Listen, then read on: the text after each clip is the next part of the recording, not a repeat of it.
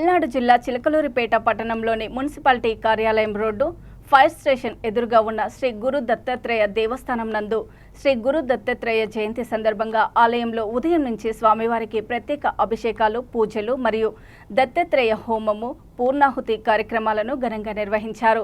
అనంతరం గురు భక్తులకు అన్న సత్పరణ కార్యక్రమాన్ని ఘనంగా నిర్వహించారు. ఈ కార్యక్రమంలో ఆలయ అర్చకులు రాము, దేవాలయ ధర్మకర్త సీతా మహాలక్ష్మి, బీజేపీ నాయకులు పోట్రు పూర్ణచంద్రారావు, జయరామిరెడ్డి, వెంకటేశ్వర్లు, హరిబాబు, భక్తులు తదితరులు పాల్గొన్నారు. ఈ దత్తాత్రేయ దేవస్థానము పూర్వము అన్వాయమ్మ సత్రం ముందర హైవేలో నిర్మాణం జరిగి ఉన్నది. కొద్ది సంవత్సరముల తర్వాత హైవే డెవలప్మెంట్లో భాగంగా గవర్నమెంట్ వాళ్ళు దేవాలయం తొలగించడానికి ప్రయత్నం జరిగింది.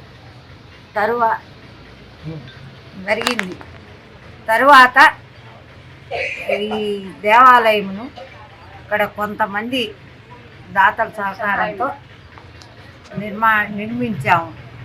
23 సంవత్సరాలు బట్టి ఈ దేవాలయం ఇక్కడ పూజలు అన్నీ జరుగుతున్నాయి.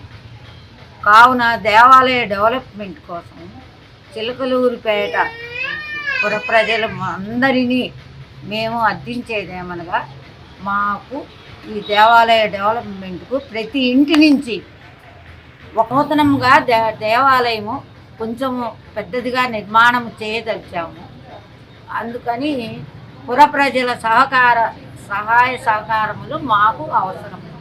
మీరందరూ మా యందు దయ ఉంచి దత్తాత్రేయ స్వామి వారి దేవాలయ నిర్మాణమునకు ప్రతి ఇంటి నుంచి ₹1 దగ్గర నుంచి ఎంతైనా సహకారం అందించుకోవాలని కోరుతున్నాము. గవర్నమెంట్ కూడా సహాయ సహకారములు అందించాలని కోరుతున్నాము.